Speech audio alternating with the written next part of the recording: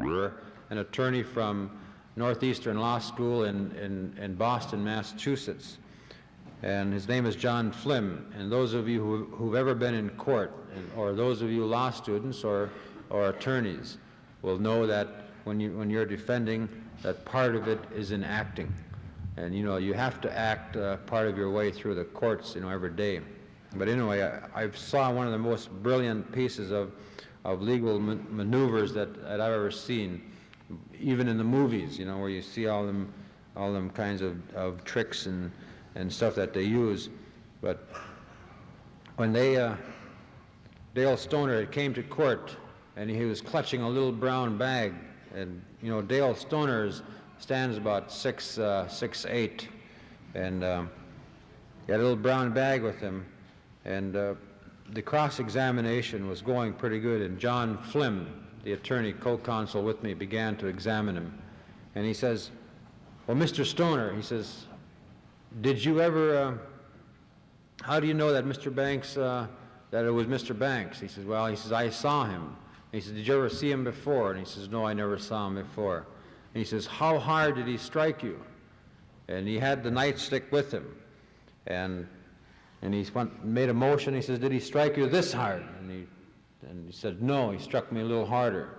And he took a little bigger slice, and he says, "Was it this hard?" And he said, "No."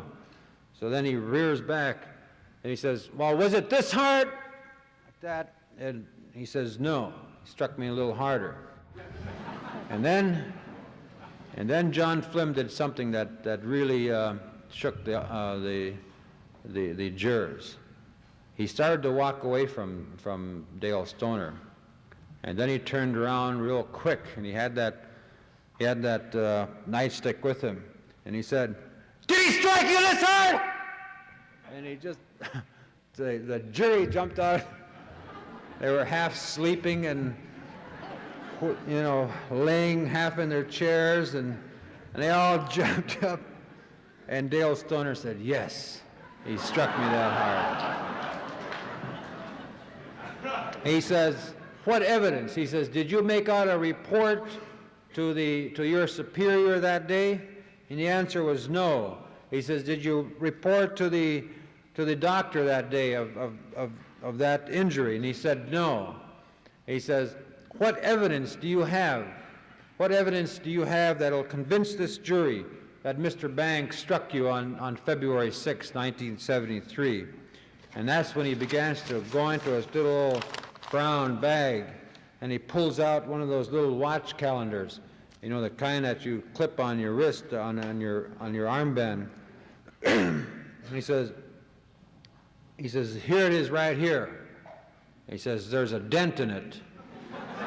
And so John Flynn, my co-counsel, he grabbed out this great big old magnifying glass about this big, and he goes over there.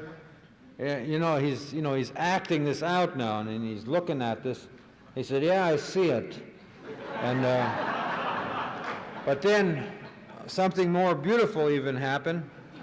He, after the prosecution rested there, John Flynn says, "May we show this to the jury?"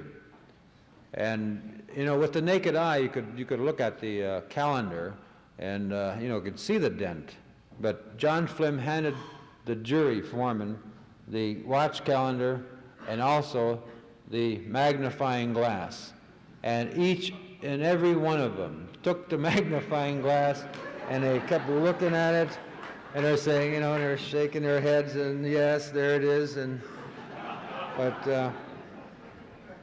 then that was that. Then they rested. Then I started to present my case, and I had a young law student there who was there at present with us on February 6th, and she began to testify to what she saw there.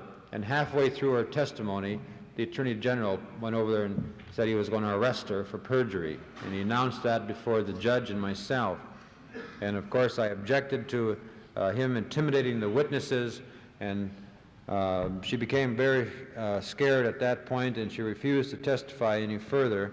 And The next witnesses and the next witnesses came, and 6 witnesses thereafter refused to testify because they felt they were going to be harassed by William Janklow, and the defense finally just collapsed. And I had, then the jury got the case, and the judge gave them specific instructions. He said, I want you to go back there and begin deliberating, and don't come out until you reach some kind of decision. And so they all went back there, and they took all the evidence, all the films, and all the tapes and the transcripts, and they took them with them to start deliberating. They're in there 2 hours on a Saturday night, and they came back, and they handed the judge a note that they'd reached a decision. And so the judge called us, and we all went running back there, and everybody filed into court, and then here comes the jury. And the judge, it got really quiet and very solemn, and the judge says, Mr. Foreman, have you reached a decision? And he says, yes, Your Honor, very formal. He says, he stood up, and he says, we have just taken a poll, a unanimous poll. The jury would like to go to a movie tonight. And I just began shaking my head. I went like that. Whatever kind of, some days it appeared to be a jury. Some days it appeared to be a court of law. But each day went by, I just shook my head in complete disgust at the whole travesty that was going on. And they asked me, before that, we had made a decision. If the jury was going to move from where their hotel was because they were sequestered, we would all have to make that decision, answer yes. Or if they were going to change where they were going to eat, we would have to all agree, the prosecution, defense, and the judge. And so they asked me first. The judge asked me, he says, well, Mr. Banks, what's your wish? Can the jury go to a movie tonight? And I said, no. And they start turning and swiveling around in their seats, and they're making all kinds of noise, grumbling, and then they asked the Attorney General. He says, what's your wish? He says, well, sure, they can go to a movie. And then they all turn around, and they're laughing and smiling and, giving thumbs down to me and everything else. And then the judge says, the jury can go to a movie tonight. So they went to a movie in Custer, South Dakota that night. And they, the next morning, they got another note. We all went running back down there again, and this time they want to go to church. So I couldn't argue with that, so they went to church. And then they wanted to go to lunch. They wanted to go to a special place where they always have lunch, where everybody goes to special lunches on Sunday afternoon. So they all went there. And finally, they returned a verdict of guilty on the riot while armed and the assault without intent to kill. And the judge ordered me to prison that night, and we asked for a delay, a 9-day delay. And but during that trial, before we finished our trial, I received an affidavit from an attorney in Pierre, who attended a meeting or a party with William Janklow. And when they began to discuss the trials and to discuss the AIM movement, he said the only way to solve the AIM problem is to shoot the AIM leaders. You put a bullet in a guy's head, and he won't bother you anymore. And because of those affidavits and the rumors that began to infiltrate, we began to receive that the prison officials heard rumors that the guards had stated that our lives, AIM leaders' lives, were not worth more than 20 minutes once inside of prison. And because of the commission meeting, the corrections commission meeting that was held during those 9 days, they were going to send me to Atlanta, Georgia, to one of those maximum security prisons. It's a behavior program where they shoot you full of all kinds of dope, and to finally get you to behave for them. And Rather than go through all that and have my life snuffed out in South Dakota, in defiance of the court's order to report back to Custer on August 5th or report to the penitentiary, I elected to report to California. So that's where I'm at.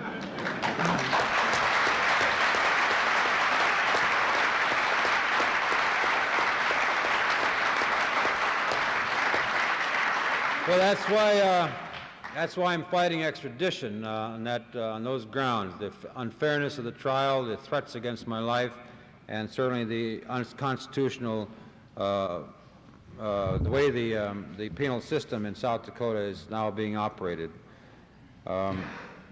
Many times we've been the American Indian movement, which began in Minneapolis, has formed 3 schools. We have three educational projects going in Minneapolis, one in St. Paul, and one in Rapid City. These are Indian schools which are designed to maintain the cultural habits of Indian people. You know, and the Minneapolis school has become a model for Congress. You know, in the beginning, they would not fund us because we criticized the public school education, because we criticized the way that Indian students were being treated in the public schools. You know, the Indian students have the highest suicide rate, second only to the psychiatrists in this country. I don't know what their problem is, but I know we're trying to solve the problem that Indian students face. And one of them was developing alternative school approaches to the public schools and to the BIA. I'd like to share with you a story that happened at one of our schools, and it gives you a good understanding when Indians and non-Indians view each other. You know, when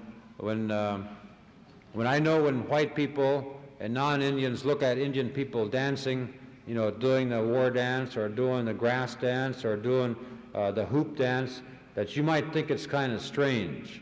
And then when we see you doing the square dance and the polka, we also think that's kind of strange.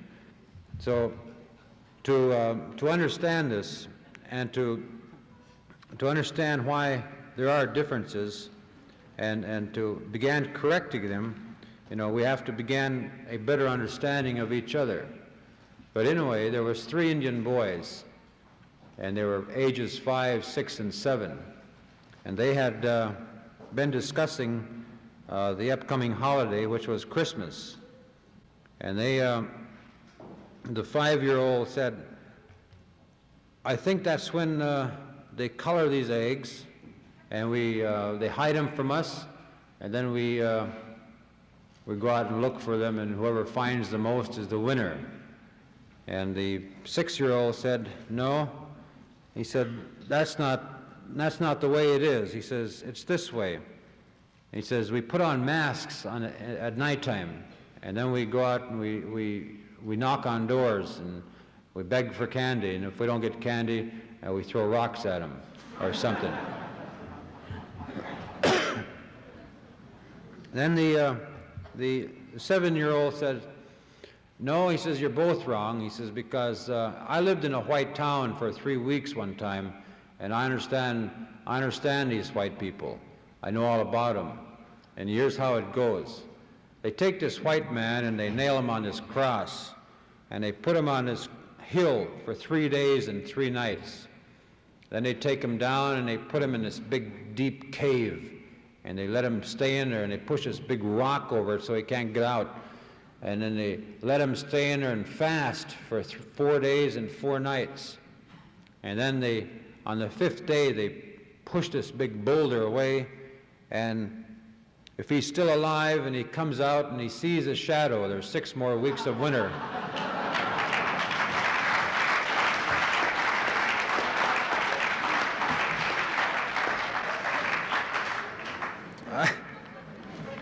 So if you go out and you see your shadow, look out. I'm going to wind it down here. I want you to know, first of all, that in 1976, this country is, in some parts of this country, that they are celebrating 200 years. But I want you to know that you may not find Indian people joining in some of those celebrations. You may not find a lot of blacks, a lot of Chicanos. You might not find a lot of Asians. You may not find a lot of whites joining these celebrations. But I think we have the beginning of something that I would never have thought possible during my entire life, is that I have been around this country and I've been working on behalf of trying to bring about correction, trying to bring about meaningful change in this country, and I never hardly see the results. But I would like for you to see, I've been working with many coalitions. I've been working with this coalition, with that coalition, with this coalition, and that coalition, and it always winds up with, well, I'm the chairman, and you're the vice chairman, and you're the janitor, and let's find our places. And it never works out because of those kinds of values that we have in these coalitions. And finally now, the kind of coalition that I would like to see work across this country is the kind of coalition that you see before your eyes right now. I would never see this kind of coalition working in Alabama or Mississippi. And they asked me, why I didn't go there. How come I chose California? And I said, I chose a place on the West Coast because, people are a little advanced in their thinking, and we're not, frontier mentality of the Midwest or like the Deep South where they have, where their aggressions are against many poor whites and many black people. I wouldn't pick Mississippi or Alabama to begin my extradition fight. But even on a more serious nature, I have to really look at that statement, and I know now that someday, even if I win in Oregon, I'm going to have to go to another state in my life. I'm going to have to go there and really fight extradition until they understand the story of Indian people, until they understand that there are poor people in this country who are hurting from the dual system of justice in this country. I'm going to have to take it to Mississippi, to Alabama, New York, Kentucky, North Carolina, North Dakota, or wherever there's injustices happening. That's where I'm going to have to go. And I like to see Indians and non-Indians bringing about this kind of change, the kind of coalition you see here. You see a black man heading an extradition fight to save an Indian person. He's being assisted by a white person.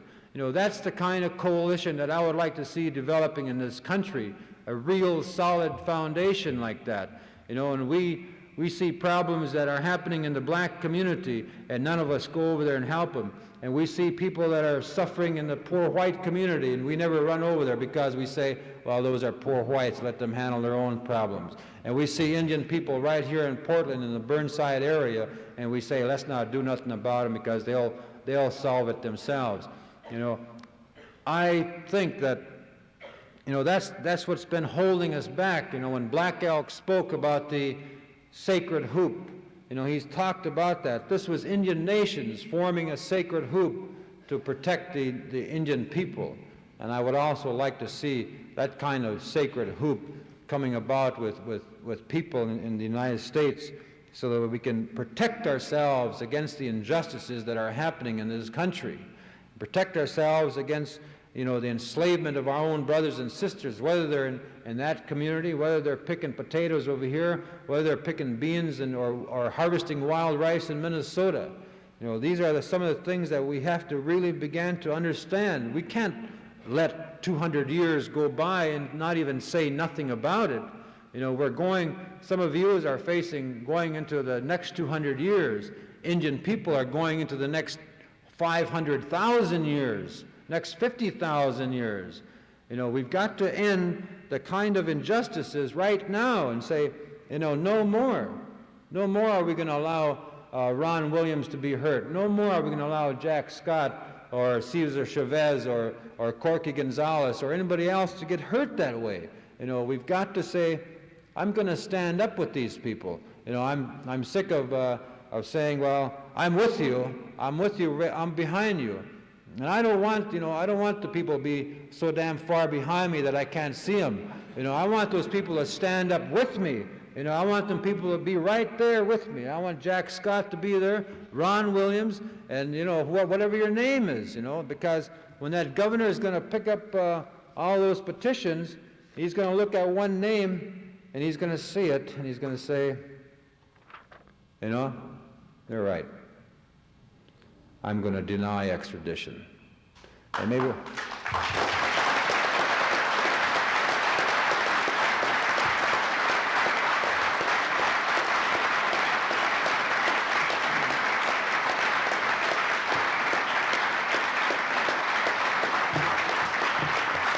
We have, on May 8th, we're going to have a rally.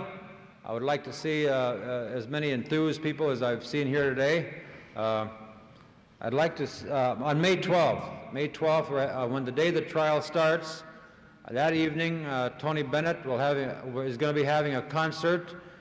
He's coming up here, of all people, who's never done a concert for anybody, but he's done a lot for you know, hospitals and stuff like that. So, you know, I mean, I don't want to say and criticize him there. My wife, Kamuk, and Ellen Mooskamp will be speaking at the meeting Sunday, the 25th at 2 o'clock at the Mountain Moving Cafe, where at 532 Southeast 39th, Mountain Moving Cafe.